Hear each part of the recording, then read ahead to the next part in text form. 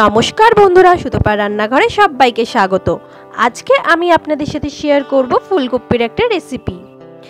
এই ফুলকপির রেসিপিটা গরম ভাতের সাথে, রুটির সাথে, পরোটার সাথে, সবার সাথে অসাধারণ লাগে।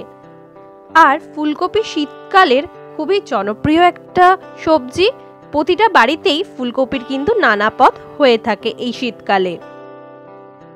ফুলকপি, টক দই, চিনি, আদা বাটা, কাঁচা লঙ্কা, নুন, লেমন জেস্ট, গন্ধরাজ লেবুর জেস্ট আমি এখানে ব্যবহার করেছি, দিয়েছি জিরে গুঁড়ো, কাজু পোস্ত বাটা, মাখন।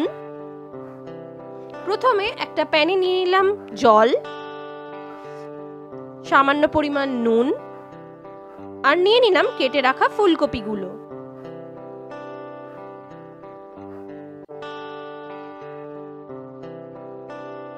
ঢাকা দিয়ে দেব ও 2 থেকে 3 মিনিটের মতো ভাপিয়ে নেব।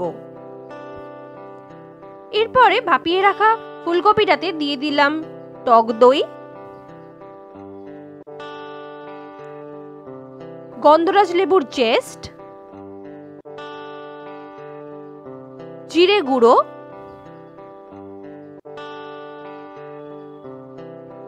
দিয়ে দিলাম 2-3 চামচের মতো সাদা তেল। এরপরে সমস্ত উপকরণ ফুলকপিটার সাথে খুব ভালো করে মিশিয়ে নেব।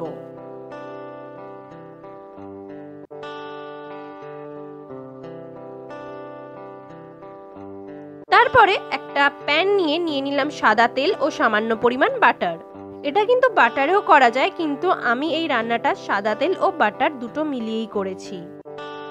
খুব ভালো করে বাটার গলে গেলে দিয়ে দেব আদা বাটা। এরপরে তেলের সাথে আদাটাকে খুব ভালো করে মিশিয়ে নেব যতক্ষণ না পর্যন্ত আদার কাঁচা গন্ধটা চলে যায়। তারপরে দিয়ে দেব ম্যারিনেট করা ফুলকপিগুলো, সেটাকেও খুব ভালো করে মিশিয়ে নেব।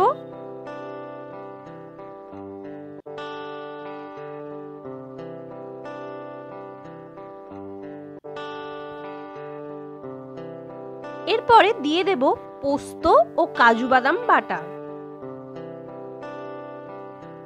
খুব ভালো করে মিশিয়ে নেব।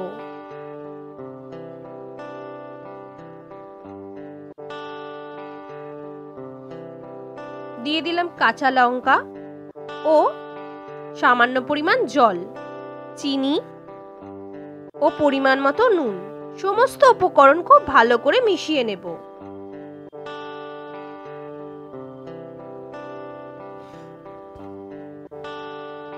এরপরে ঢাকা দিয়ে রান্না করব 3 থেকে 4 মিনিটের মতো।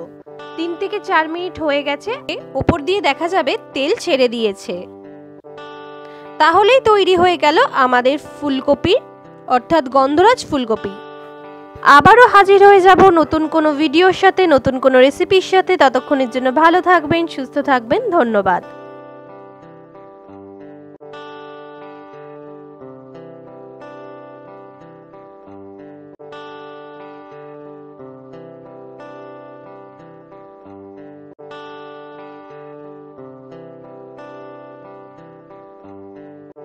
রান্নাঘরে এই রেসিপিটি যদি আপনাদের ভালো লাগে তাহলে অবশ্যই ফেসবুক থেকে যদি দেখে থাকেন পেজটাকে একটা লাইক করবেন, ফলো করবেন, আর ইউটিউব থেকে দেখে থাকলে চ্যানেলটাকে সাবস্ক্রাইব করবেন, কমেন্ট করবেন, আর অবশ্যই পাশে থাকবেন আর বন্ধুদের সাথে শেয়ার করবেন যদি রেসিপিটা ভালো লাগে।